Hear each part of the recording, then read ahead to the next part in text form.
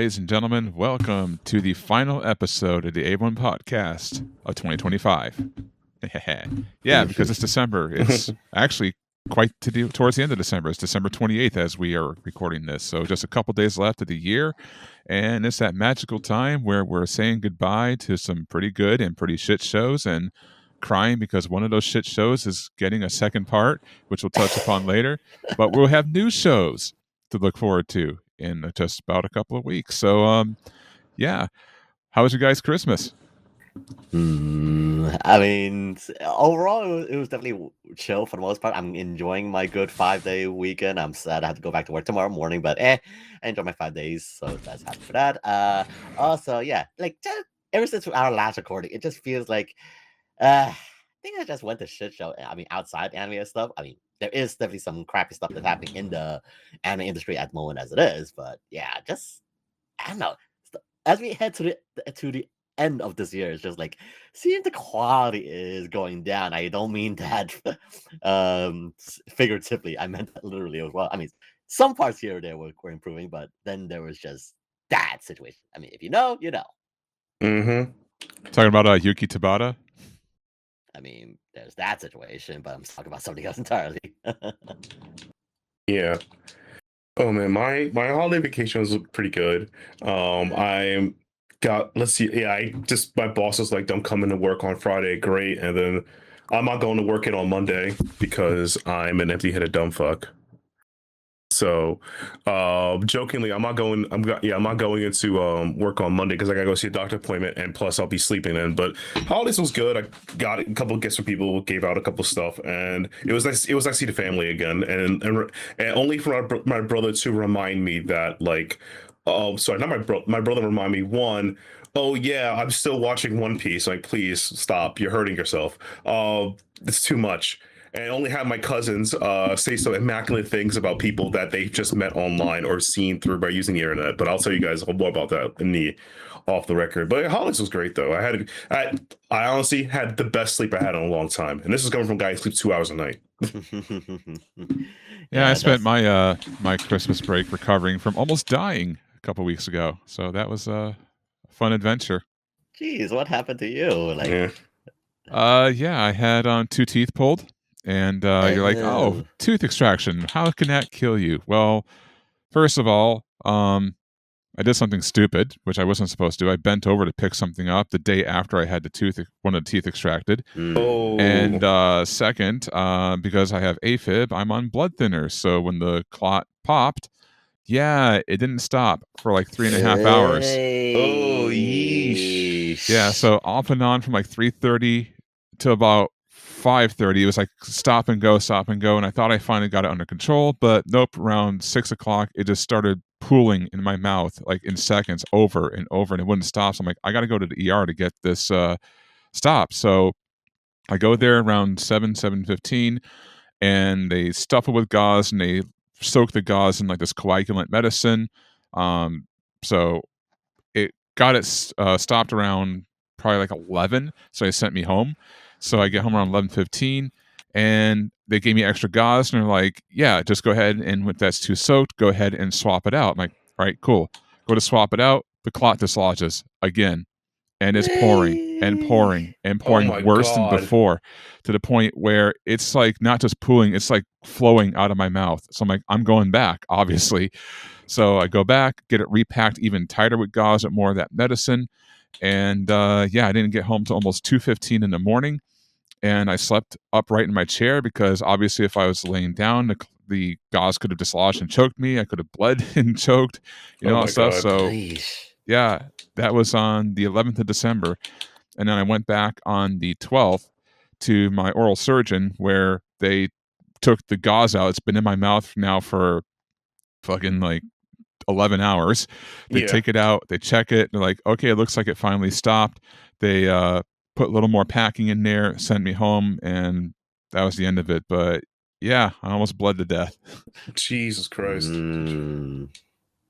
Yeah, let me just say that I'll spare you guys the photos, but there was about 2 Ziploc bags filled with bloody gauze for a 4-hour period. Jesus Christ, dude. Jeez, man. I assume you feel like the usual symptoms of blood loss. I mean, fainting. I don't know. Yeah. Yeah, I would assume. Let's just say that I was not only dizzy but so fatigued the second time I went back to the emergency room, I was like drifting in and out of consciousness as I was sitting there waiting to be helped. Oh shit, man. Damn, they were looking like, damn it, man. Oh, I'm surprised God. I was able to drive home, to be honest.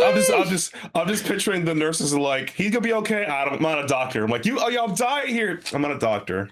Yikes. But yikes. yeah, wasn't fun. But good news is I'm fine. The gums have healed over. All the stitches fell out. They're solid. I can eat solid foods. No more bleeding. All the swelling's gone down. I just can't open my mouth completely to take like a big bite because there's still a little bit of tightness on the right side where they had a difficult removal, because the upper left one was the one that almost killed me. The bottom wow. right one, I had a filling put in, but they're like, yeah, there was too much tooth that was gone. We can't save it. It has to come out. I'm like, well, that's what I wanted to do in the first place. Thanks for making me Mhm. double pay, all that good shit. So, but it was like further down into my gums. It wasn't like fully up like most people's teeth were. So they had to drill to get it out. And that's why it was Oh so my God. swollen. But yeah, that's when it took a while to heal. And the worst one to take out was the one that was fine. No bleeding, no trying to kill me. It was the one that was easy that ended up bleeding. Jesus Christ. Oh. I'm just picturing like it could be worse, like a situation doctor looking at you like, so you're dying, huh? This is probably a bad time to tell you, but your car declined. I'm fucking dying. It's a good time to tell you your car declined. And your insurance wants nothing to do with you. Yeah. Yeah, and apparently you're friends with Scott Colton. Like what? You're friends with Scott Colton. Oh God. But yeah, just God dang. At least you survived that one. That's one way of living. Holy. Yeah, and it was funny. I was talking to my friend Mike about it, and I came to the realization that every single time I've gone to the ER, it wasn't for anything like minor. Every time I went was like a life or death situation, and it's like, how many times have I almost died in this life? I should be dead like 7 times over by now. Modern medicine, baby. Yep. But enough about me and dying. Let's talk about something else that kills us on the inside. VTubers. And it's time for VTuber Corner. Yeah, VTubers. Oh my God, it's been a rough month of December. We got some great news. We're gonna do first. We're gonna talk about VTuber stuff. But the thing that's killing me on the inside is generally like an Iron Mouse. And the last 2.5 months of drama from the VTuber Awards to now what recently happened to me. Discuss more about her running into 2 young IRL streamers called Raikai Ray, and they were doing this IRL type content. They run up to random people, ask them annoying questions, and mock them. And they were making fun of her. I was like, "Oh my God, you're not really a man. You're just like a girl." And she's like speaking in her actual how she talks. It's look.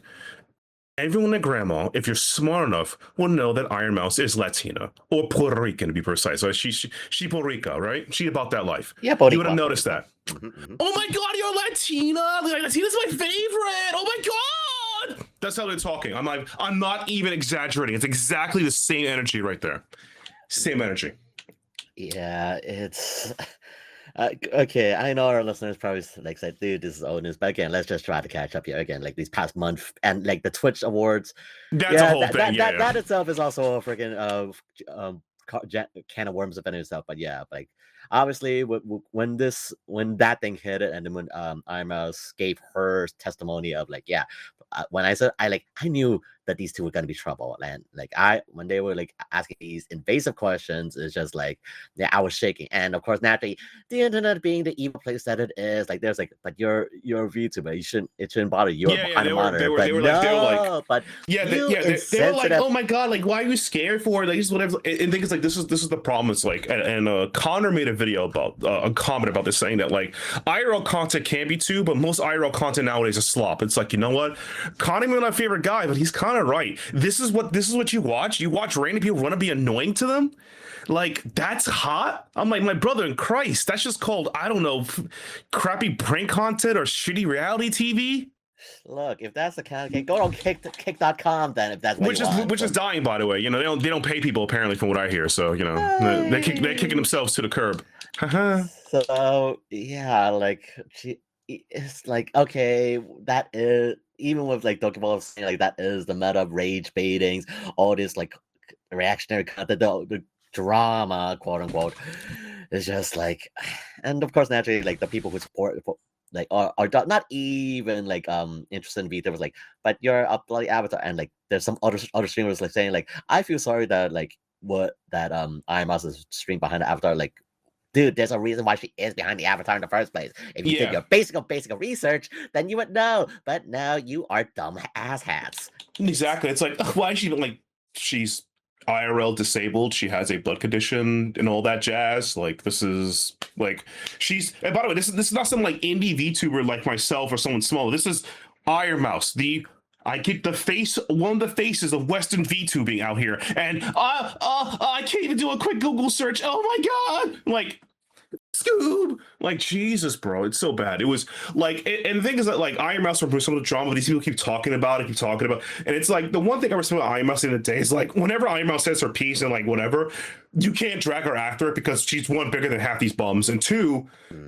most of her points is just like poignant, correct. Like, it was disgusting, they were gross, I felt uncomfortable what they were saying, it was really immature. I mean, the guy was like hounding me because like he never like talked to a Latina before, and he looked Spanish, by the way. He looked tan skin. So it's like, you tell me you never seen a Puerto Rican before, you look almost Puerto Rican, Filipino, right? You never seen a Spanish person? Are you just a loser and a gooner? Like my brother in Christ. Yeah. So it's like done.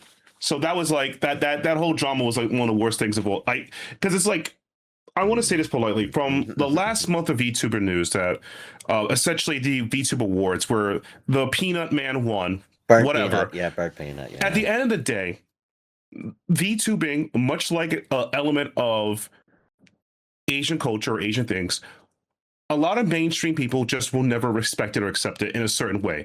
It's like, no matter how respectable Iron Mouse is, no matter how poignant Japanese media can be in art, in literature, whatever, there's always gonna be people that kind of they bring up X stereotype to discredit this entire medium. So it's like, Iron Mouse spends most of her money giving it to her family. She legitimately donates money to the good IDF, not the bad one, the Immune Defense Fee, to support immune defense people. Hi. She does multiple charities. She has never once had beef with anybody, even during the destruction of V Shoujo or anything. She let the lawyers handle it. And yet we're still going, haha, she's really a man. What is she talking about type energy? Like, what are we doing with our lives here? What are we doing, bro? What are we doing? Yeah, I mean, of course, naturally, the whole Burnt Peanut situation, winning the Twitch Awards for the best VTuber, I mean, that itself was a big dumpster fire, which I will not, if you know, I mean, we won't talk about it too deeply here. It's just that whole thing, like, I don't know, like there will always, I don't know. It's almost the point that I feel like, I mean, sorry to go DB more into it. It is just regarding to like how West, it's just giving me that flat PTSD flashback of East versus West. Like, oh, all these people in LA doesn't know what a VTuber is, even though it is, I don't know, it seems to have these solid presence, but again, it's like there is just no respect at VTubers, even though, like, yeah, even Burnt Peanut says himself he's not doesn't consider a VTuber, but the best part about it is like he doesn't. I don't care if you consider the medium, but he insults the medium. Like, that's the worst part about it, and I think that's like the lowest form. It's like some people go on the podcast and say, I'm a fan of like anime or video games, but all these talk shit about those things, and then, you know, somebody does that. Like, what's the point then? You're not really, you just hate the stuff. That's not, like, what's the point? Like, I hate to say it, STFU, see bow. To bow yourself out of here. Reminds me of that one anime men video. Remember that one time? Yeah, exactly. Yeah, but yes, but rewind back on topic. So yes, again, I must explain her situation. Has to talk to one of the streamers, and they amicably, one of the guys, like, yes, he said, apologize, but in all due respect, I don't want to be involved with you anymore in the future, and that is fine. Good. And by the way, that's the kiss of death, because it's like no one talked to him after that. That was it. Like, no one, unless you're a drama manga or a scum person or AI slop channel, whatever, no one else is talking about it. Once he said that's it, she gave you the kiss of death. It's like it's like Tony Storm. I redeem you to a life of mediocrity. I do, yeah. You're too good for death. Your life is mediocrity now, and I support that. More people should do that.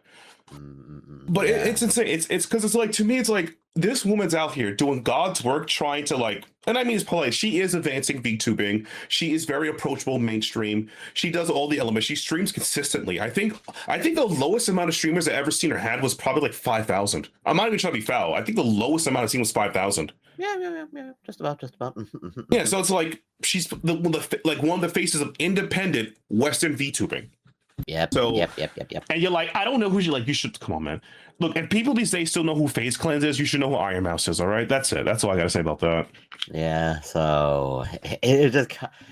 I guess like even when in our last recording when I said like please try to follow the golden rule, but apparently that's too much to ask for. So okay, fine. And when we reach to the end of this podcast, it's like no, okay, like don't follow the golden rule, just try to be better. But apparently don't want to be better. So I don't know what is the golden rule anymore. It feels like the golden rule is a joke. But speaking of things that are not jokes, though, HoloFest 7th festival is happening soon. The 7th HoloLive festival is happening, and they just revealed all of their stages. We got all the stage. Yeah. So I'm gonna read off the stages, but I'm excited for it because stage 1's gonna have Fubuki, Ayame, Choco, Okayu, Pakora, Flare, Watame, Lammy, Polka, Luai, Kiori, Zesta, Kobo, Ina, Fuomoko. Together. They're not separated. They're never going to be separated. Come on. Oh. Stage 2 is going to have Sora, Miko, Subaru, Mio, Nenichi, or Nene, just say Nenichi. Anyway, Botan, LaPlus, Eofi, Ali, Kiara, Elizabeth Bloodflame, ERB. I have people just start just use her name as like ERB. They don't even say like GG the Gremlin, CC. Would you even say Celico to CC and Roroa Panthora? So it looks like Roroa will be back. I think she is back. So she is back from her hiatus, right? I think. Yeah, I think that's like yeah.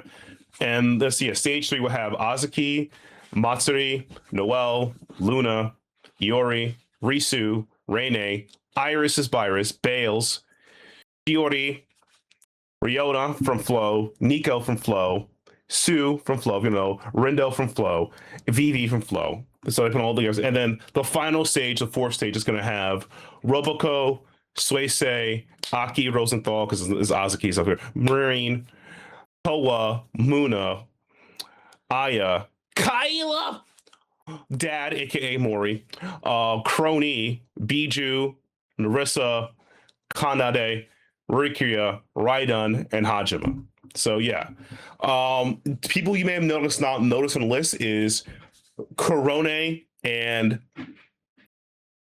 Hachima because they're on break. Korone should be coming back maybe soon. She was there. She's back, but it's not enough time to be for festival. And Hachima is dealing with her own mental issues. Wish her the best recovery and hope she can, her best for her future. So they're both gone because of that. So yeah.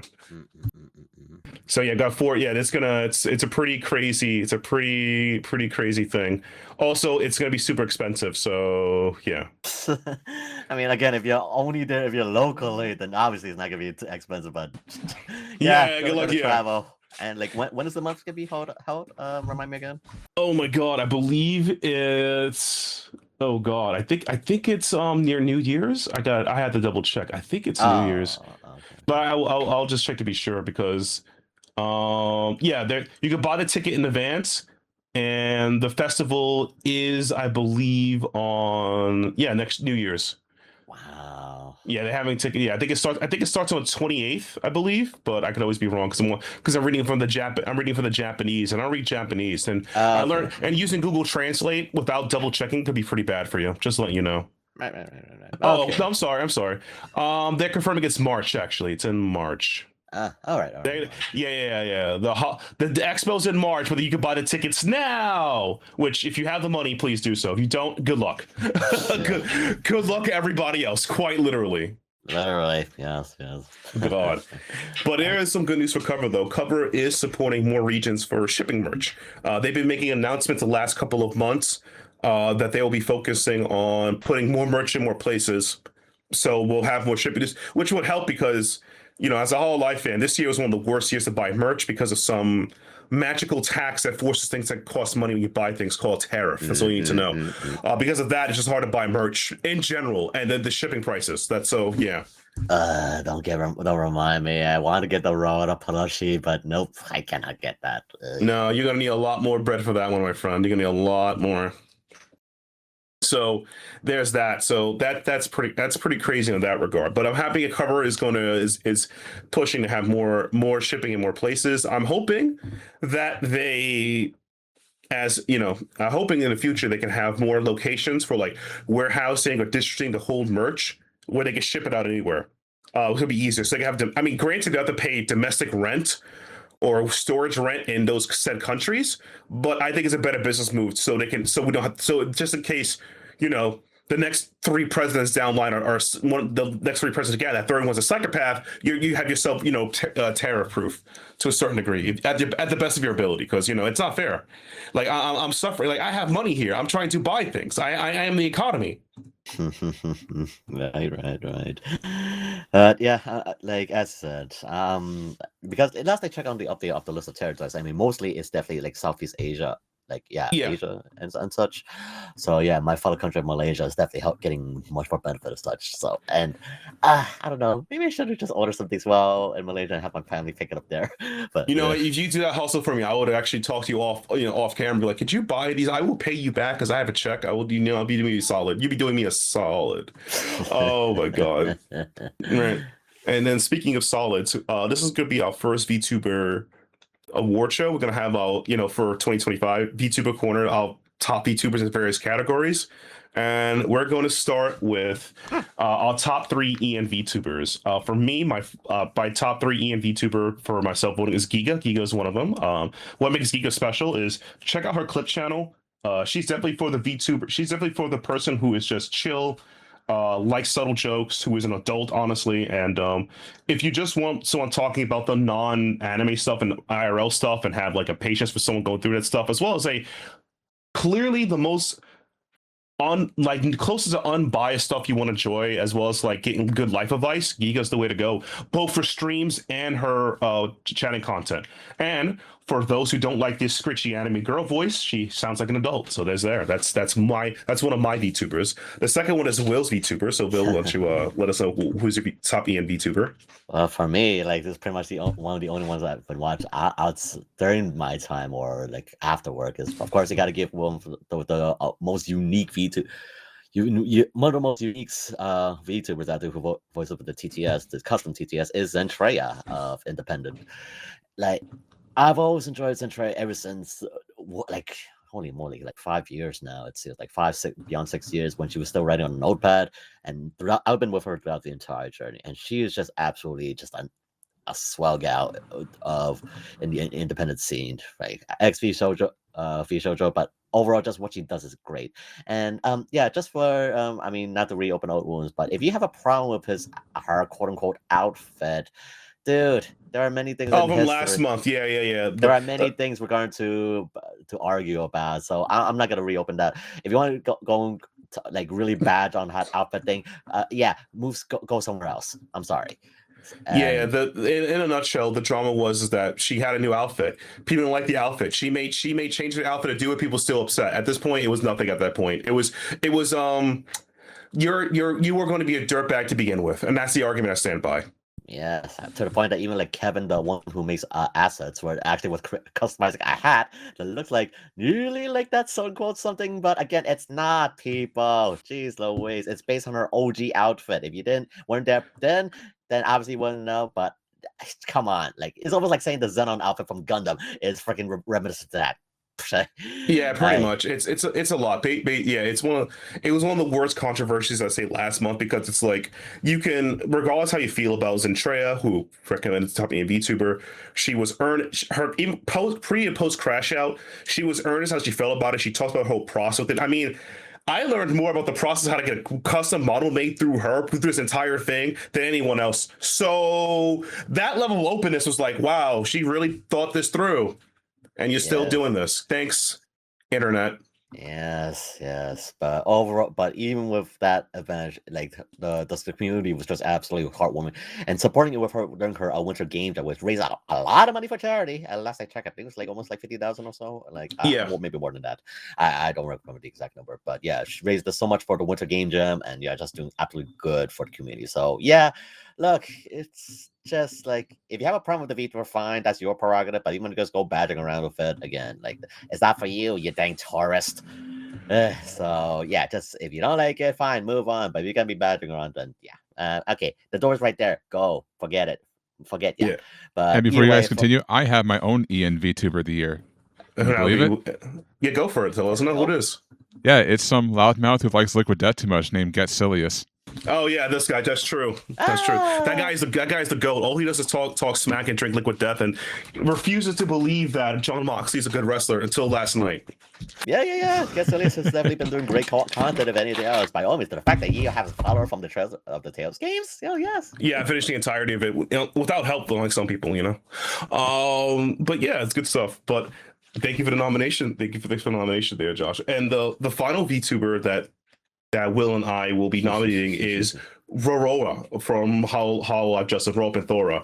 I want to say that her strength, like, this is not a bias because we talked to her in person, LOL, but we did. But anyway, like, honestly, her streams are really nice and comfy. She's kind of fit that spot for me when I unironically lost Ina this year because Ina just wasn't around as much. She changed her schedule. It's over. Yeah. Like, so Ro kind of fit that, as well as, like, she's funny, she's great. She animates her own videos. She has animated her own shorts. She has a short up. She animates how to make a tiramisu. So I think it's really cute. Oh, yes. Because if you didn't, if for people who don't know, she recently had a jaw surgery, so she can't really talk. Recently, so all the recent videos and shorts was pre-recorded. But I believe when she made an appearance at I believe Anime Frontier in Texas, she had to use a TTS, actually a TTS to help speak with Kiara. And there was also a recent video of Kiara, and apparently, now she's feeling better. She's able to speak a little bit. Actually did a whole Pocky thing and actually kissed at Kiara, which good for the otakus there out there. There's your good fat material. Yeah, we did it. All right, we did it, boys. We did it. So yeah, Baroque and Thora, great year. Our top three EMV2 was 2025. Giga, Centuria, Baroque and Thora.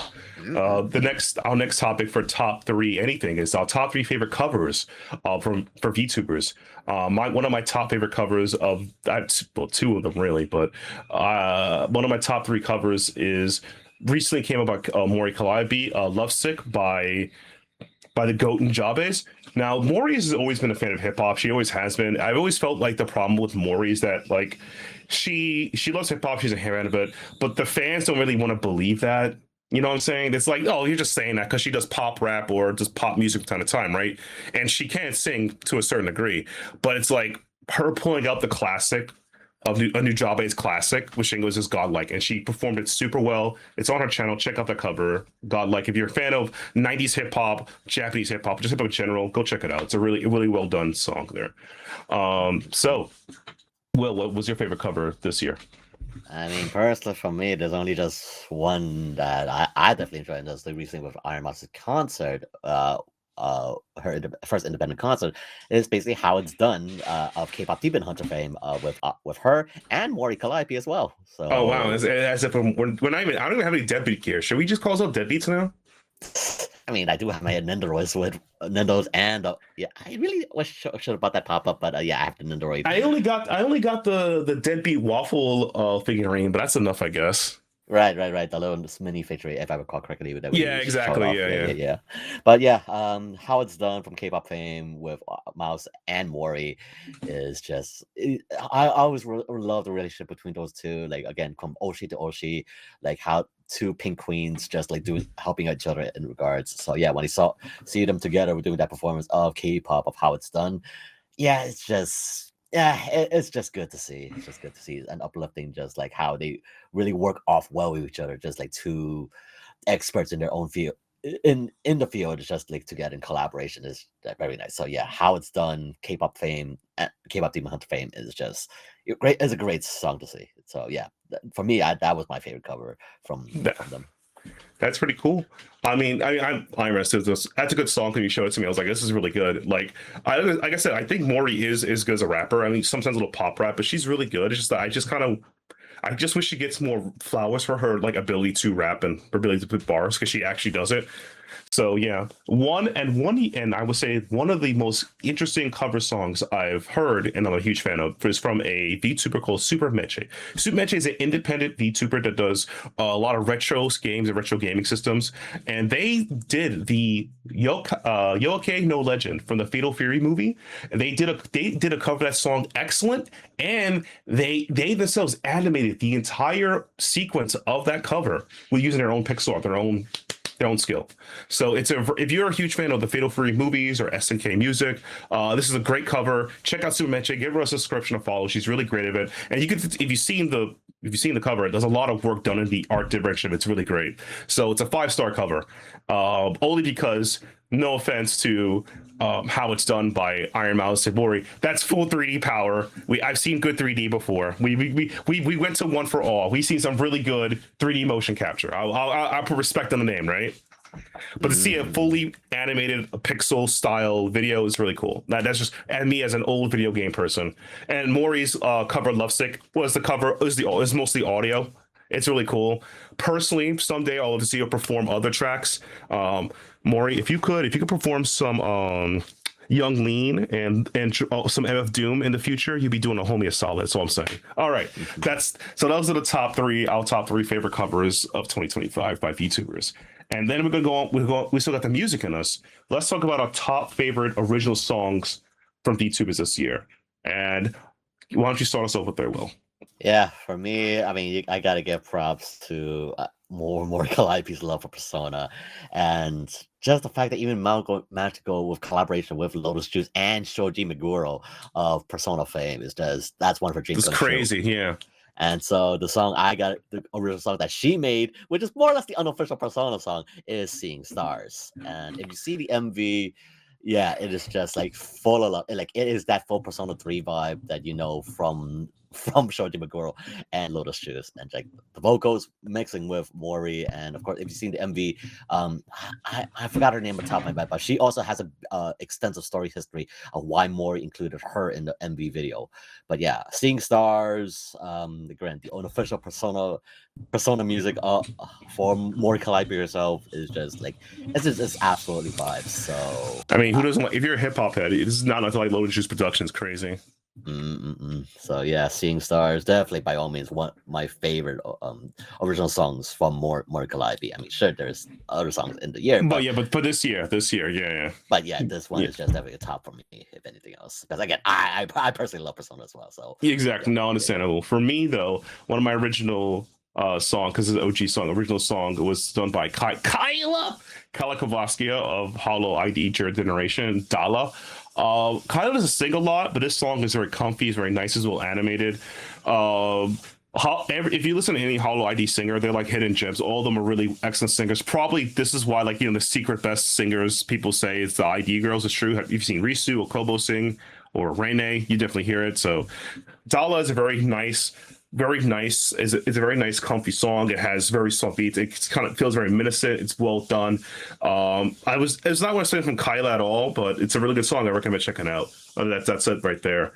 So notch that in the belt and call it a day. And the final original song that both Will and I enjoy is one of our favorite EMV tubers of 2025, Raw Thora, Gotcha Gotcha Adventure. Yeah, there's just something about the song where we saw at the Awful One concert at Radio City Music Hall. It's bubbly, it's fun. Like her beginning song as her journey of being a big star, big cat star, and just like it's lively, it's just bubbly, it's full of that good vibes, from Raw Pantera. Just a mix of, I don't know. It makes you feel good. It makes you feel good, and like just how she's just doing her best as well, just bringing that vibe to the aura and energy around her, and just like passing on to the listeners of that song is just. And of course, again, it's gotcha. And like it's gotcha. Yeah, and she sold that pretty well. I'll put respect on her name. She did sell that pretty well. I mean, heck, who doesn't like a good gotcha unless like you're Wales? I mean, Wales do good gotcha, but I digress. pretty much. And before we get to our final selection, we want to do something that I recommend you guys check out. So these are our favorite clips of 2025 from VTubers. To check them out if you haven't already, and if you don't know these VTubers, check out. I'm going to recommend one of my favorite clips I've seen multiple times this year is done by the channel Eri Buhai. Just type in Hitman Nenichi and you'll find it, and it's an animated short of Nenichi, cute as a button, playing Hitman game, but just going through the mission instead of going stealth, he's trying to murder everybody. It's hilarious. It's just cute and hilarious. It's Nenichi. Yeah, when I saw, I was like, okay, let's go do that. Yeah, she's like, fuck you, like, yeah, mission complete. And she just kills everybody. That's how you play Hitman, but you know what? She won the game. That's how she's right. That's how you play Hitman. So as long as you, whatever does the job well, that's what I preach about Hitman gameplays. Is like, oh, okay, we did this. Oh, I screwed up. Okay, everything's on me. And like, shoot shotgun time. Shotgun is actually effective. Yeah, it is. Yeah, you don't tell you that, but it actually is effective. Yes.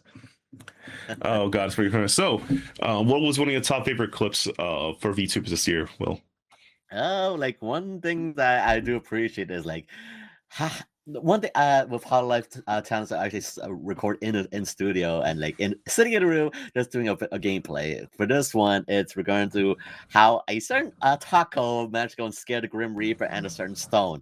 Yes, I'm talking about Ina and scaring Bibu and Mori Calliope while they were playing Devil May Cry 4's multiplayer, Bloody Palace. So if you haven't checked out the clip already, it's like, yeah, okay, Bibu again, she loves Virgil, and then Mori Calliope playing as Dante, but he loves. No, I think she was playing. I think she's playing Lady in that clip. Oh, was it? Yeah, it was Lady. Yeah. Okay, yeah. Like they were just like, okay, doing a bit of the Bloody Palace of the May Cry 4, and like, oh, okay, and then suddenly out of nowhere, Takodachi, Ina just managed to go and scare the living bejesus out of both of those two. And like, oh my God! Yeah. Of course, naturally with this signature Homer scream of Mori Calliope, just like you wouldn't never. It's I mean, it is such a stereotype, but it's so true. It is always the quiet ones you gotta watch out for. Like true. they like, oh, no one expects the quiet artist to scare up people. Yeah, no one. Yeah, and it's always you gotta watch out. That's how they get you. That's literally how they get you. You don't see them coming. You never do. So yes, like, oh, but she's so innocent. She can't do anything wrong. Yes, tell that to the one who is a freaking tentacle. Exactly. Yeah. God, what she's done to us. Oh, anyway. Oh God, I think one of my favorite clips we both enjoy was Okayu giving Fubaki a massage. Yes. This was more recorded on Twitter Space, but yeah, like when I saw, I just cannot help but like laughing, like when Okayu was like giving a massage to Fubuki, and like obviously we're not talking Kanata's gorilla level of strength, but Okayu definitely has a good amount of strength to give good massages. I mean, I test that to Korone, but yeah, when Okayu was just giving.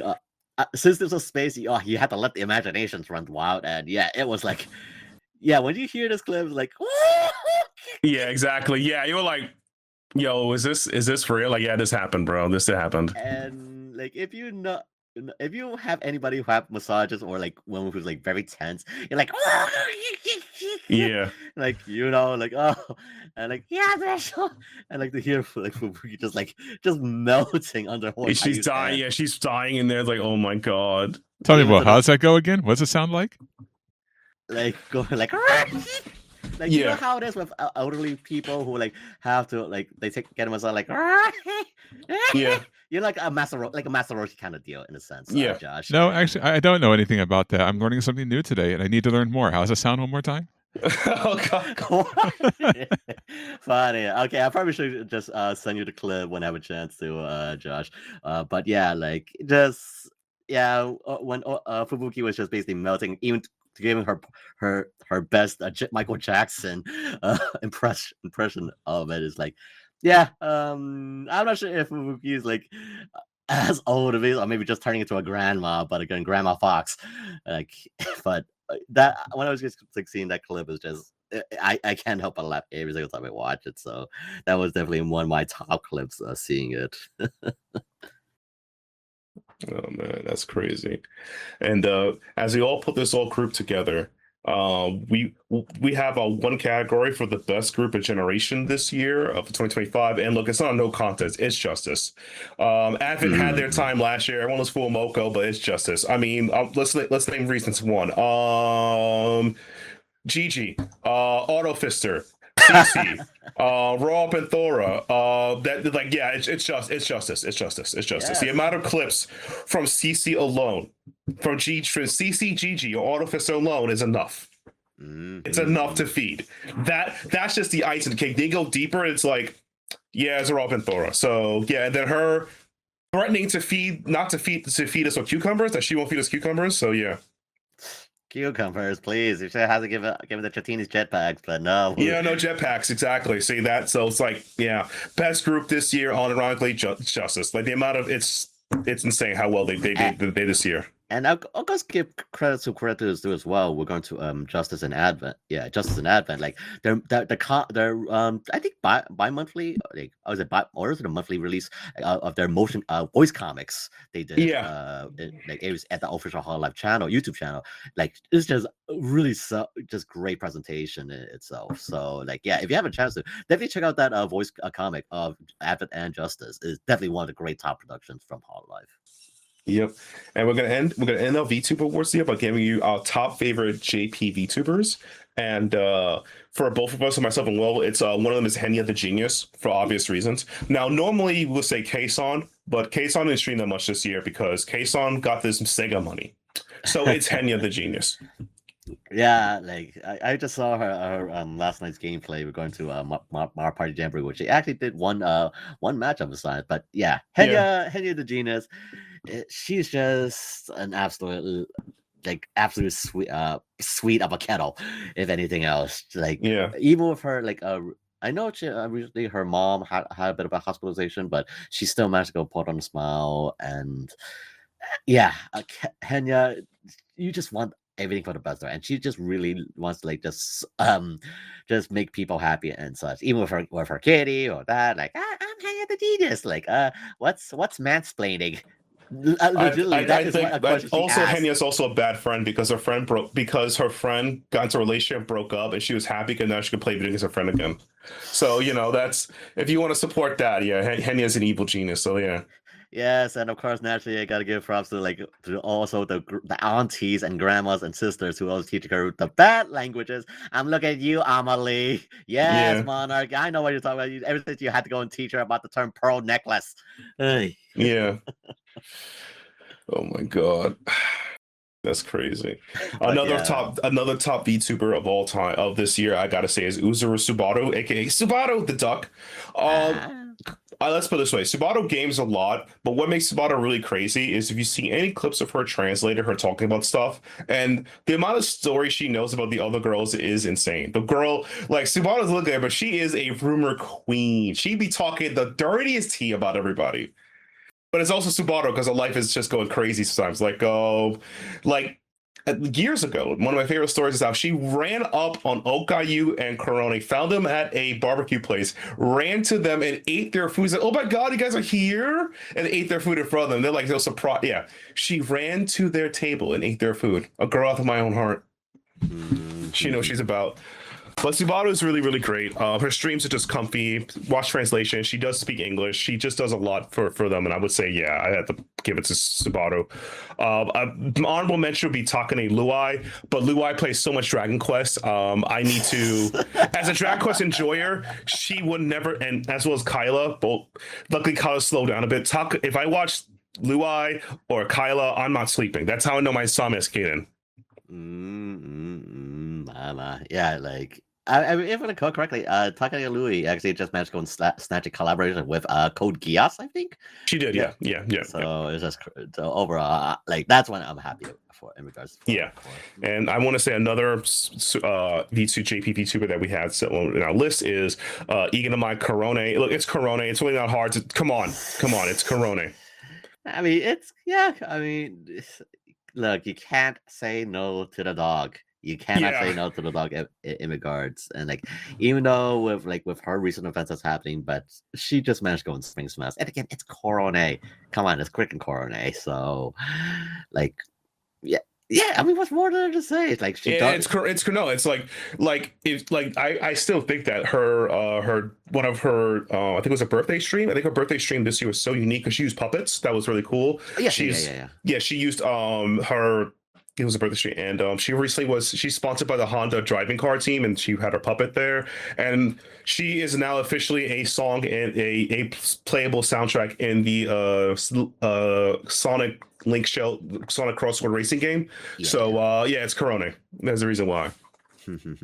So yeah, that's all of VTuber Corner Awards for 2025. You know, best top 3 EN VTubers, Gigas and Treya were up in Thora. If you enjoy cover music, check out Lovesick by Mori Calliope. Check out Meche, Yoake and a Legend, and check out How It's Done by I Am Mouse and Mori Calliope. Our favorite OG songs, original songs this year are Seeing Stars by Mori Calliope, Dala by Kyla Kalavaskia, and Gacha Gacha by Roman Thora. If you want to know any good clips to get you into VTubing, type in YouTube or anywhere Hitman Nenichi. You should go see an animated short by Iribara. It's animated. It's there. Type in Ina Scares Bibu and Mori. That's up there. It's pretty funny. And you can't find it on YouTube, or maybe it was a short, Okayu Massaging Fubuki. And that's already there. Our favorite group this year was Hololive Justice. I mean, just alone. And our top 3 JP VTubers were Henya the Genius, Ozuru Subaru, and Igamai Korone. So that's all VTuber Corner we have for you guys for 2025. Yep, until 2026, which again we know that could be both great and as well mostly horrible. So we'll just have to wait and see what 2026 holds in the world of VTubers. But let's just end this hopefully at a quiet note, and let's not end it with a dumpster fire. Let's just hope. Yeah, let's hope so. We got shoot for the stars, Hey, there's 3 days left, so anything can happen. Anything can happen. Like roll his hand up. We're ready there. Yeah. All right. So with that being said, speaking about looking back on 2025, at least in the fall sense, we have a anime season that is wrapping up. So we're going to go ahead and give you some thoughts on the shows that we have watched and or still watching, because a couple of them are spilling over into the 2026 winter season. But for the ones that actually ended, I pretty much watched Gachi Akuta, which actually was a summer show that bled over into fall. And I gotta say, I was really impressed with Gachi Akuta. It kind of takes the shonen formula and doesn't really change anything, but it adds a ton of different types of character depth to it. It adds a lot of exhilarating fight scenes, and the whole premise around reusing trash and making it useful again is actually pretty cool. But yeah, the only thing I didn't really understand at first and was the main villain Zodal. So basically, he wants to destroy the sphere, and our main character Rudo, he also hates the sphere. If you've seen the first couple of episodes, you pretty much know why. So when he invites Rudo to join him in destroying the sphere, Rudo just kind of says no. And I'm like, why? Your goals align. Why wouldn't you just betray the cleaners? But it's all about learning the power of friendship, guys, because in a shonen anime, we have to be friends, and that's all cute and cuddly and warms your heart inside and makes you think differently. So yeah, that's the only part I was a little confused on. But other than that, I mean, the show was actually pretty good. So it was probably one of my highest rated shonen stories for quite a long time, or since Naruto came and went. But if you want a new shonen series which has the potential to basically replace My Hero Academia as the big thing, which I truly think it can, give Gachi Kuda a shot, and it's getting a second season. So there you go. Of course, I am a sap for romance, and I'm a sap for gaming and otaku culture. So Let's Play Quest Datake no My Life was another great one. Wasn't as good to get in my top 5 of the year, but still, for the season, I would say it's probably one of my top 5 of the season. And here you have a girl named Samara, or Sam for short. She is an indie game developer, and she wants to get her game Ruminate recognized, and she wants it recognized by her favorite VTuber, who basically goes by the name. I can't freaking think of it. Something. It's Let's Play. I know what you talk about. Yeah, I read that series. Yeah, Martial Law. I mean, Martial it was Law. yeah, there we go. Martial Law. Yeah. It took me a That's a second. cool. It's like it's like a stereotypical name, and I had to think of it. But yeah, he plays the game, but he plays it incorrectly, and it's because he plays it incorrectly, he doesn't understand it, and he basically trashes it on his streams. He gets a whole bunch of negative reviews on this website called Indigeneer, and her career basically tanks. But thankfully, she is the daughter of a CEO of a company, so she has a real life job, and she has to kind of like overcome her social anxiety so she can be prepped to become the next CEO. So she's got that going for it. Then she's curious about a love life, and she doesn't know if she likes this guy named Link at the coffee shop, which, by the way, is called the Daily Grind, which is a fucking awesome name for a gaming coffee shop. Yeah. Because you also grind coffee beans, so it's a double entendre there. Entendre, yeah. They meet her friends. Then you meet Charles, and then there's a whole thing from there. I've been reading this series since forever. It's like I know, yeah. I've been watching that too. But I think thanks, yeah. Thanks for covering it for me. I don't have to say anything about it. I appreciate that. Yeah. But yeah, it's amazing, and I was surprised at just how much depth like the main characters had. Like there's layers upon layers upon layers in different aspects of their life, and it was just absolutely incredible. And typically I kind of shit on shows which don't wrap themselves fully in gaming culture, but this one had a good like a good balance to it. So yeah, if you want a great geek culture like romance show, check that one out. And then the one that I wasn't really super impressed with was Toa no Yugure, or Dawn After the End, or something like that. I forgot what the actual English title is, but it started out like super strong because it had like AI, and it had this girl Toas. What the fuck was her name? Toasa. Yeah, I was right the first time. Yeah, she was basically trying to, I guess, advance AI technology. She wanted to find a way to upgrade humans, basically, and it was a really cool premise. And then Akira basically shields her from a terrorist attack because they don't believe in what she wants, and they try to kill her and try and assassinate her. And then he wakes up like in the future after the world's gone to shit and nuclear war broke off and destroyed everything. And somehow he believes that Tawasa is still alive. Like how? It's like 200 years in the future. Basic biology tell you she's dead, man. But then we meet this android by the name of Yugure who looks exactly like Tawasa. I'm like, oh, she turned herself into an AI robot, but she didn't. It's kind of weird because as soon as that premise ended, the show just kind of like drifted off into a basic slice of life. And I'm like, what the fuck is this? This is like nothing like the first two episodes. And it like stalled until like the final four episodes where it finally picked the main plot back up and ended off on a bang. I was ready to give this show like a 2 out of 5, but it saved itself at the end with the final four episodes and kind of like rushed the conclusion, but it got like a 3 out of 5. So decent. If you can slog your way through the middle part of it, it ends up being, something watchable, but almost kind of like killed itself off there. So I'm not going to lie about that. But yeah, those are the ones that concluded. Also, still watching Chitose is in the Ramune bottle. That one kind of got delayed, so it's only like on episode like 9 or 10 out of like 13, so it's got extended a little bit. Obviously, To Your Eternity season 3 is still going on. It's a double course, so that's going to bleed into the winter season. So is Genosha. Genosha is an amazing show that I found out it's got 21 episodes, so that's going to bleed into the winter season. But if you want something like Danganronpa with time travel, with a who's infected as a Genosha on a spaceship, and if you don't figure it out, the spaceship self-destructs, and there's like a secondary plot that I won't spoil that kind of like changes things up. It's a great show, and actually ended up as one of my top 5 of 2025. So if that says anything, there you go. And of course, Spy Family, I believe, just wrapped up. I was not watching it because I'm reading the manga, and I know they're at the bus hijacking arc, which I already know what happens with that. I'm actually, the manga's way past that, so Yeah. I don't feel like watching a repeat. But for those who haven't watched it, watch it. It's good. And then the last one, One Punch Man season 3. Oh boy, dude! The falling star of the season. Oh boy.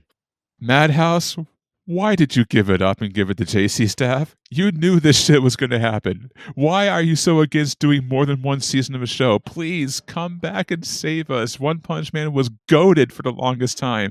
And then JC staff just like shit all over it, man. Like, Gardo, a single PNG sliding down a hill as if someone's like tugging him along on a string against a background. Like, this ain't 80s anime anymore. You can't get away with that shit. You can't see the hand sliding the cell over a background anymore. Yeah, like what I try to stay with it, even with like days, but it really is sad. The first season was so amazing, and then second season, and then what happened?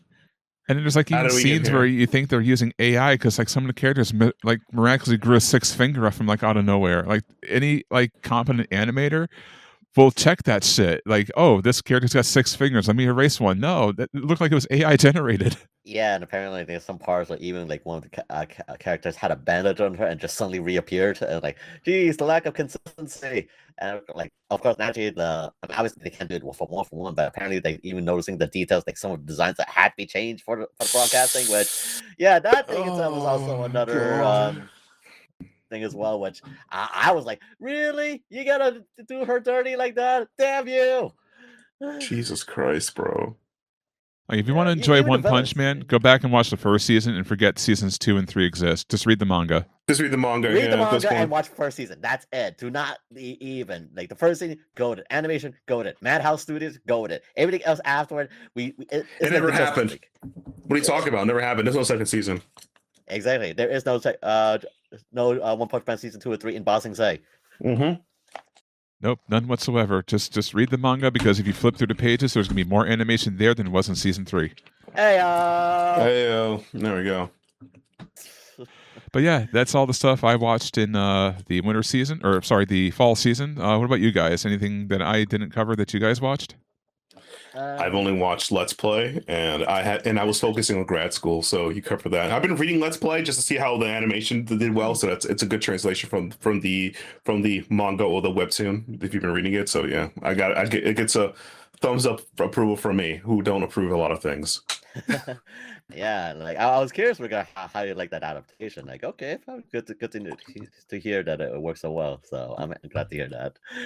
And for me, yeah, Spy Family season 3. Yeah, they're now done with the bus jacking arc, and now like going into the what's that spy's name? I forgot his name. So yeah, we're heading to the next mission, which is now 50. Yeah, Spy Mission 50, at least what I see on the preview card. I mean, I'll see it probably in work because that's my only reprieve at workplaces. But yeah, Spy Family is just such a nice show when you need to just chill out. But again, as Josh says, read the manga. It's just I need to start reading the manga. I heard nothing but good things. I read his first work, Trista. Yeah, and I was like, I need to get this thing called Money. So yeah. Yeah, I will say though, the manga is far ahead, but they just concluded the backstory for Henry Henderson, one of the teachers there at the academy. Okay. And wow. I gotta say, if you think Spy Family is all about laughter and good times, this arc is going to fucking wreck you emotionally. It was probably one of the darkest and probably most profound arcs I've seen. And when eventually season 4 or maybe season 5 comes along, because this is still, like I said, way past the bus arc, I'm definitely going to watch it because I want to see that animated. It was probably one of the best side character story arcs I've read in manga, period. Wow. Yeah, and if you thought Lloyd's background was dark, yeah.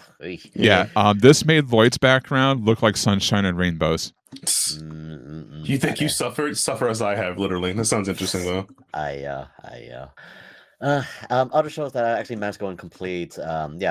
Campfire Cooking season 2, Todemosco. What can I say? It's a cooking show. It's in another world, but again, online shopping. But it's just so good when seeing a Fel, the Fenrir, Sui, and the pet dragon, the pixie dragon, just like making all these great cooking meals. I mean, yes, it's basically Japanese cooking and just tourism. But again, see okonomiyaki with make it with a kraken, or I don't know, a dragon steak. Still I want to do how dragon steak tastes like. I mean, ever since Dragon's Crown and such. But I digress. I'm getting hungry. But yeah, if you need something to like watch by need something that's just comfy, just simple good vibes all around. I mean, again, props to Studio Map. They do great work on the animation. And just, why is it that anime food looks so darn good? I don't know why. It's attention to detail, my friend. It's attention to detail. Yes, from gyoza to freaking just like simple Broth. stews. Yeah, like just didn't know how to do it. So yeah, if you want a show, just like while you're enjoying your lunch, breakfast or dinner, whatever it may be, just let's watch campfire cooking. It will just satisfy you both stomach and heart. So yeah, Totemo must go too. And here's up for season 3. And lastly, actually, I'm currently going through right now, but oddly enough, the final volume of the manga just got released stateside here is the Tales of the Wedding Ring season 2. They have finished up the anime season and they started right before the last volume, volume 15 of the manga, which again you can only buy right now at your local retailers.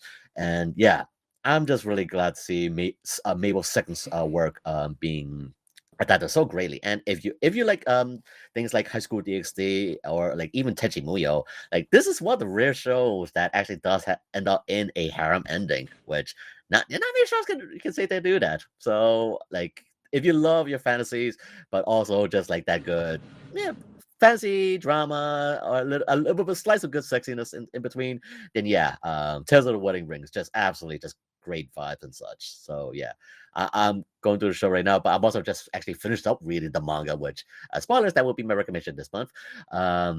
Yeah, Tales of the Wedding Race is just it's beautiful, great presentation, just yeah, it's a great adventure to say the least. So yeah, Tales of the Wedding Ring season 2, great work on the presentation show, and I just can't wait to see what Mabel our mangaka maybe does next, hopefully. So yeah, here's hoping we see more in the future. All right. And with that, of course, we got to look forward to the next season, which would be the winter 2026 season. And as I'm going through my list, I could have sworn I signed up for more shows than I did, but apparently I'm only picking up 4 shows next season, which after 2 seasons straight of having 11 plus shows to watch, I can probably enjoy the breather. Yeah, the first show I'm looking to pick up is Hanazakari no Kimitachie, which is kind of like a romance comedy. It's about a girl named Mitsuki who is a track and field star, and she gets to transfer to a high school in Japan. Except there's one little problem. She accidentally transfers to an all-boys school. So, yeah, so she's got to go undercover, do the little cross-dressing comedy thing. You know, I'm a sucker for comedies like that, so I'm going to check it out. Next one I'm checking out is Mayonaka Heart Tomb. So basically, this is another girl band cry type of anime. So basically, but actually not really. It's kind of got a little bit of twist to it. It's about a guy named I actually don't know what they named the guy in here, but he basically listens to a radio host by the name of Apollo in bed, and years go by. She goes off the air, and he goes like on a journey to kind of find her. So it kind of has a cool vibe to it. So I'm going to check that out.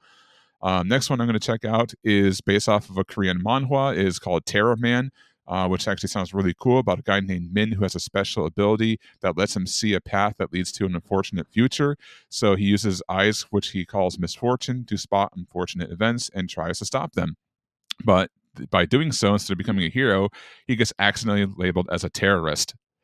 So that actually sounds really freaking cool. And then, of course, the last one, everyone's got to know this one's coming. Second season of Freerun. Hey, Yes, yeah, that's on my that's actually on my list as well. Yeah, and as I was saying to you guys before we went on the air, for those who don't know, season 1 stopped right before the Golden City arc in the manga, and I swear that this is probably one of the best story arcs in manga that I've read in quite a very long time. And if this does the this arc any justice whatsoever, it's going to blow season 1 quality out of the water. It was that good of an arc. So if you have not read the manga and you're looking forward to season 2, do yourself a favor and get ready and buckle up. This shit's going to be amazing.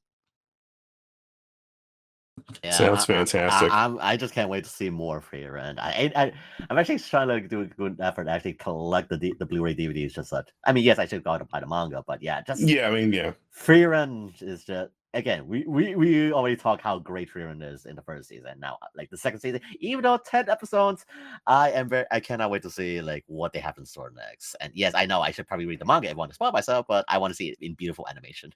I don't know. Reading is fundamental. That's all I have to say. Because if you don't read, you end up like some people. Fair enough. Yeah.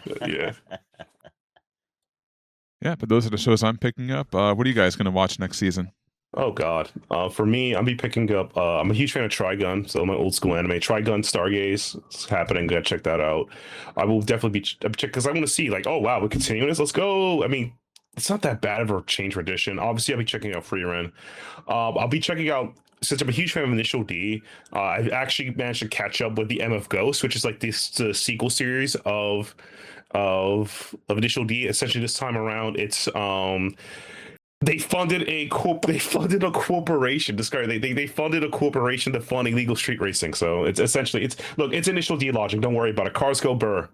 So that's pretty much like the I'll keep because I'm gonna keep myself limited because I know for a fact I'll be back in graduate school sometime next month. So I was like, I want to keep my shows limited as possible because there's like 5 shows I want to watch. Like, you put it 3, and there's no I watch all 5 of them. Yeah, yeah. All right, Willem, what you got up for the winter season? Well, obviously, we'll live you guys as well. Free Run Season 2, that is a must watch because, again, it's free. It's free. Of course, the next one I'm just very happy for my cultured people is definitely the Chain Soldier or Chain Slave Season 2. So if you know about the next season, then yeah, these next guys of the next squad, I mean, the fact they have Kana Hanazawa in the cast, like, come on, that's already a win enough for me as it is. So yeah, Chain Soldier or Chain Slave Season 2 definitely coming out next season. If I still have more time available, I'll probably will check out Undead Unluck Season 2, which yeah, I know the manga itself is already finished up already. So if you want, so I'm kind of curious what how they're gonna animate Season 2 and if they're gonna like speed through. So yeah, overall, it's not many shows I'm planning to pick up this season. I know they have that Kaguya-sama special. Yeah, a Kaguya-sama special. But they're gonna be skipping an entire arc and just basically going straight to the end. So yes, they're doing a whole let's see, what was that disappointment that they just cut up entire arc? Oh, not To Your Eternity. What was that cannibal one? Ah, shoot. Basically like Tokyo Route A, something of that sort. Like they just completely skip the entire arc. But I digress. But yeah, Freeman Season 2, Chain Soldier Season 2, and perhaps even Under Unluck. So yeah, a lot of Season 2 episodes. Not many original ones, but I think there was like that one original one that that has some interesting hype going on behind it. Hang on, I'm just looking at the show right now, and it's like we're going to that one that's basically a one amnesia person who's running a local laundry shop or something of that sort. I forgot the name. Oh, I would say like Wash It Away or something like that. Something like that. Yeah. I think that was the title. So yeah, that one seems pretty interesting. It's like how that premise seems intriguing enough to say it is like something of a mystery, but also a slice life feel in regards. So that may be something I'll check it out off. So yeah, but I'll keep my list short. But yeah, those are what I plan to check out anyway. All right. And one last thing I want to cover is kind of a shitty subject, but I'm going to touch upon it anyway. And that is the recent drama over Black Clover and its mangaka Yuki Tabata. Oh wow. Yeah. So if you haven't heard, Black Clover's over. It ended. And Yuki Tabata put out a message, or at least his last author message in Shonen Jump magazine, saying that he wants to step back and enjoy time with his friends. And yeah, the reason for that's kind of grim because, as you know, he had to put Black Clover on hiatus because he was sick. And then I guess his family got sick as well, so he wanted to take care of them. And then he mentioned that a friend of his that he went to school with died. And that kind of like opened up his eyes, and he saw like all these other like peers of his, like Kohei Horikoshi and other mangaka just ending their series, like Jujutsu Kaisen ended, and like all of his peers are gone, you know? And he just wants to, you know, live life. He wants to be healthy. He wants to essentially be there with his friends while the time still remains. And he decided to end Black Clover because of that. And the fans thought that the ending was trash and that it was rushed. And instead of understanding the situation, they lashed out at him and even threatened his family because because of the ending. And it's like, what the fuck is wrong with you to the point where you sit there and lambaste a person who spent years busting his ass, putting his health at risk to provide you entertainment? And some of these mangaka, they work so hard to the point where they're hunched over a desk to where they can't walk anymore. They destroy their backs for you, to put you in a state of happiness and joy when you read their chapters week by week. And I don't know if Yuki Tabata will pick up the pen again. If he does, I definitely know it's not going to be a weekly schedule. He might be in a quarterly, magazine. Or monthly, yeah. Yeah, but what the fuck is wrong with you to threaten a man's family when all he wants to do is live his life? He's a fucking human being. He's not some machine to crank out entertainment for you at your whimsy because you think you're entitled to it. He's not. He's a human being. He has friends. He has a wife. He has kids. He has a life to live, and he wants to live it. And he made that decision. Instead of shitting on him, you should fucking respect him for it. Soapbox off. It's the internet. It's just human. It's just kind of disgusting. Like, at the end of the day, it's yummy, yummy, my tummy. That's all I do is consume.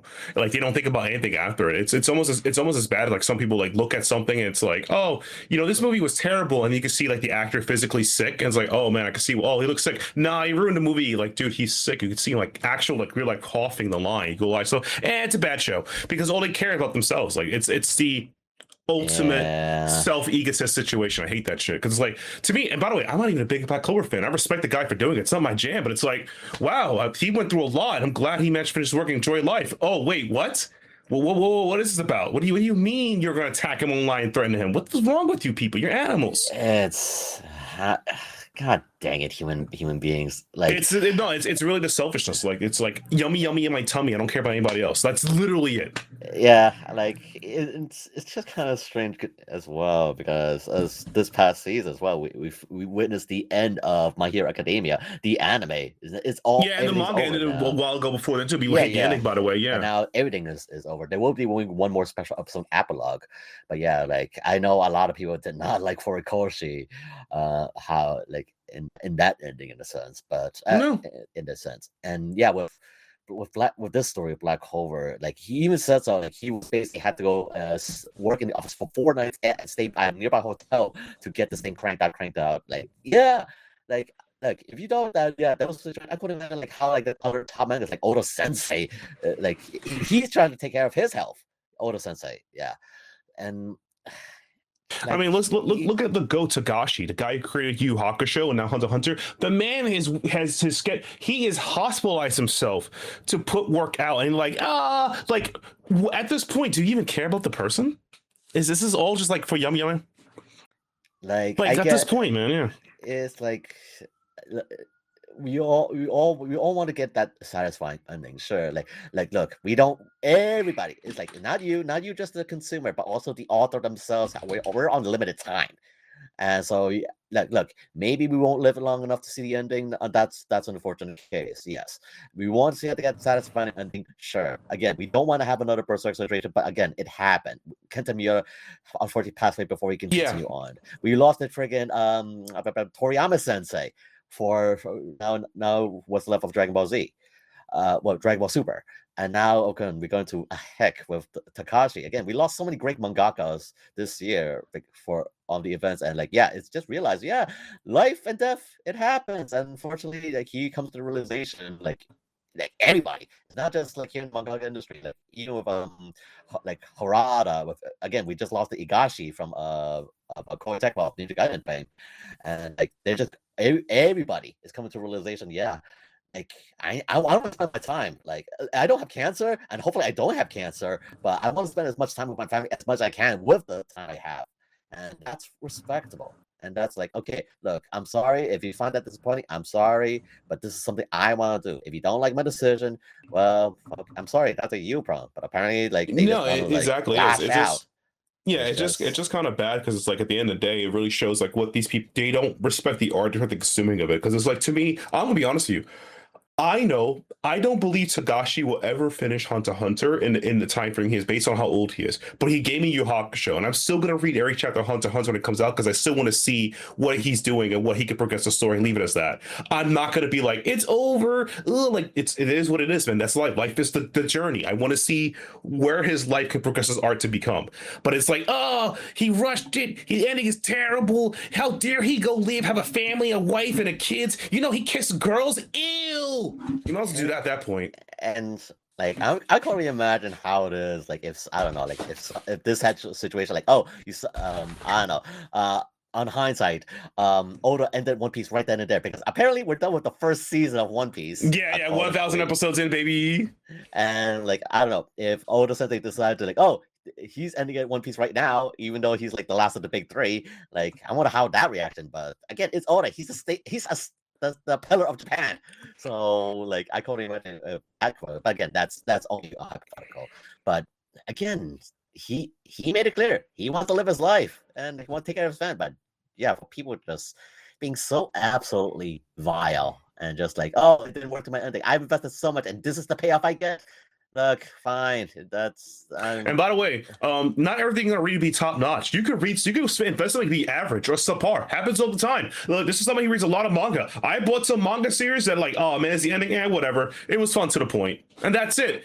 Just move on to the next thing, or just tell people like, hey man, this is a good series, but it gets mid towards the end, and just go on with it. You don't have to go on and find the guy and like he ruined my dance. That's parasocial, man. Yeah, the same thing happened with Katsura Hoshino too, because she was doing The Gray Man weekly, and then she injured her hand. And then, despite the fact she injured her hand, she still continued to draw the series. And the artwork, I mean, sorry to say, it was pretty bad, but you had to respect her for continuing on to, at least give the people something to read, even if the artwork was off.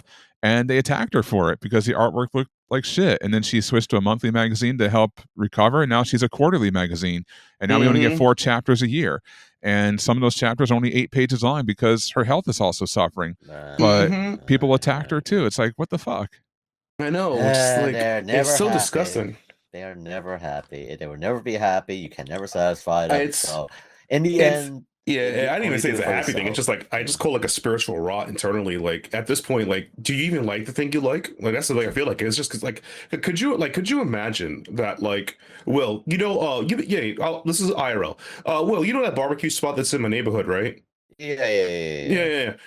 What if that barbecue spot I took you there and like we go there and there's a guy, let's say I was really, really into pork belly today. I want to eat the juiciest pork belly there is, right? Okay. And they're like, we're out of pork belly today. And instead of just saying, oh, that's it, I trash a restaurant. That's what these guys are doing in a nutshell. Yeah. That's it. Like they value what they feel they want over like the situation. Like, yo, man, it happens. It happens. Yeah, it happens, but you want to go raise about Mesa fuss like, oh, what about my needs? What about 90s? Like, dude, that's a fucking you problem. Exactly. It's a you, yeah. But it's might as well call the police on them at the moment in regards to perfect sound effect. But it's a police back here. They're wilding out in the neighborhood. Oh god, they found me. And yeah, I mean, okay,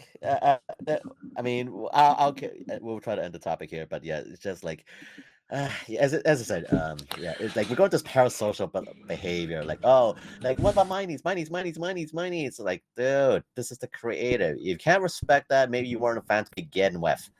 Just like, like he wants to do it. Like in the end, like damn if you do, you try to help. Like if you make the fans happy, great. If you don't make the fans happy, like unfortunately that's their problem. And like, okay, I'm sorry that I choose to say, but this is my choice. And in the end, you do what's best for yourself. And sometimes people just don't like that for you. And it's just anywhere you go, doesn't matter. Hearing this in anime and manga, 2v2 whatever it may be in your life, there's always that one person, like no matter they are never satisfied with what you do. So in the end, just focus on yourself and all that. And all you parasocial fricks out there, stop it. Get some help. Michael Jordan will be proud of you for that one. Yes. All right. With that being said, it's time to wrap things up here. So, it was a great 2025. Looking forward to 2026. And of course, before we get out of here, our final recommendations of the year. So, Will, what you got to recommend?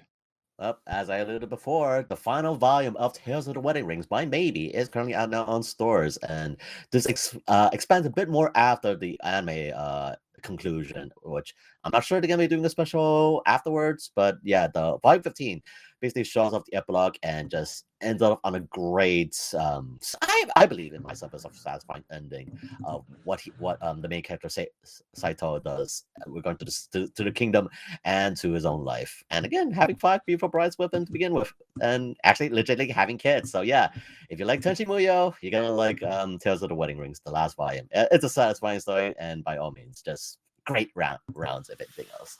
And also, by all my, I can't believe this actually came out as well. I forgot one more thing. We finally have the newest volume of Master Musume, Volume 20. I Yes. know, yeah. That's something. Yes, so yeah, Master Musume Volume 20 is finally out now. So you want to go support more of Okayato Sensei's Monster Girl works, which hopefully we'll get more later on down the line. I mean, I think they probably updated it maybe a month ago, so I need to check up on the scans. But yeah, Master Musume Volume 20, it's finally out now on all bookstores now, so definitely check up on that. So yep, 2 recommendations from me. All right, Matt, what you got?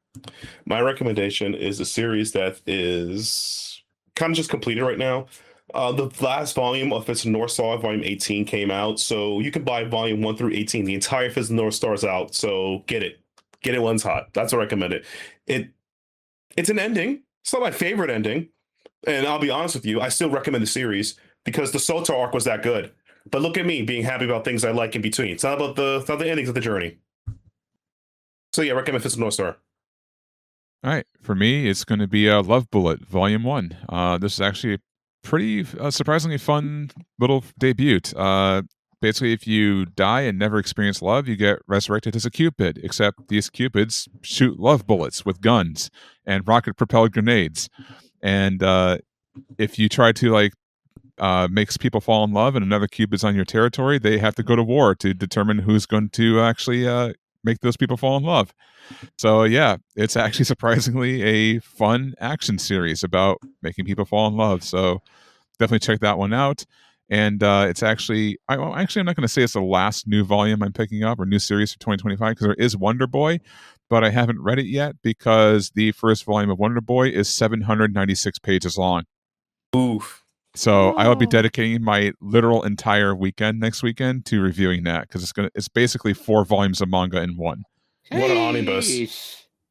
Yeah, otherwise I probably would have recommended that too, but yeah, I haven't read 800 pages of manga yet. But it's apparently a World War II story, so I was a sucker for those kind of things, so I want to check That's it out. cool. Oh. But yeah, that's going to do it. So before we get on out of here, as always, final thoughts. Matt, what you got for your final thoughts? My final thoughts are Dark Horse, right? I know you've been pumping out a lot of great deluxe mangas. You just finished printing Hellfire in the it's a Hellsing in the original Talk About format, and I know you've already printed Trigun in a hardcover omnibus. Could you print Trigun in a softcover format for the homies? That's it. That's my final thought. It would be really great if you could do that. That would make me happy personally. All right, and Will, what's your final thought? Yeah, as we head into 2026, I say it in the last previous recordings, follow the golden rule, don't be a jackass, but apparently it's human nature, so I won't say don't follow the golden rule. As we enter 2025 and 2026, yeah, okay. I'm just gonna go and look at boobs. Yeah, boobs. Just go to less of anime, and yeah, if you don't respect me, fine, but I'm just gonna do my own thing, and if you want to treat people kindly, that's on you. If you don't want to treat people kindly, well, that's on you too. It only shows you you're a dickhead. So, yeah, do your own thing. Try to make the world a better place as best you can. I'm not gonna ask you to go follow the golden rule, but yeah, VTuber world, anime world, whatever world you are in, yeah. Hope for the best. Hope for the best, and reject the worst and reject evil. And if anything else, always we can always revert. I don't know, reject humanity. Go back to monkey. Yeah, I'm kind of looking forward to that personally. Mm-hmm. Yeah, my final thoughts is, thank God there's only 4 shows I'm picking up.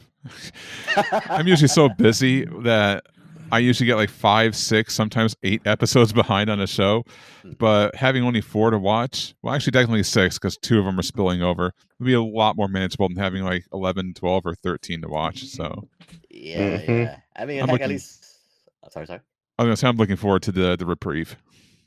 Yeah, because I know, I think that I think previous season you had so many shows, and there was a couple you had to drop, thankfully. So I don't know, this is definitely a good change pace for you, man. So, yeah, whenever I get 13 or 14 shows on the list, I'm like, please let somebody suck, please let somebody suck, and then some of them do, and I'm like, yes, I can drop this shit. Yeah, I know Richard is probably going to kill me, but one of the shows I did drop was Bukyo no Senpai. It was just wasn't going anywhere. And the running gag of, a socially anxious, coworker who hides it behind like being mean and like upfront and about stuff is just like, yeah. I mean, I could get the premise, but after like 4 or 5 episodes where it's just like the same gags over and over again, it's like, this isn't going anywhere. Drop. Gotcha. Drop. Yeah. But it's his favorite manga series ever, so I'm pretty sure he's going to chastise me when he hears this podcast. Yeah, I guess. Hey, you can always, there's other better revenge manga. It's called A-01 Class. That's a better revenge story if you're into that. But hey, whatever. Well, all right, it's next time. All right, speaking of next time, that's going to be us in 2026 when we come back in January to talk about how the winter shows have fared after a few episodes. So look forward to that. Pretty sure it'll be more VTuber news, and who knows what else pops up in the next 4 weeks. So until then, for Matt and Will, I'm JJ saying thank you for joining us this one more year, and we'll be back for, God, is it actually like 10th year? I think it is for us. Jesus, time flies. A decade, yeah. But yeah, for 10 years in a row, I'm saying it one more time. Godspeed to all you out there in Radio Land. Peace. Bye.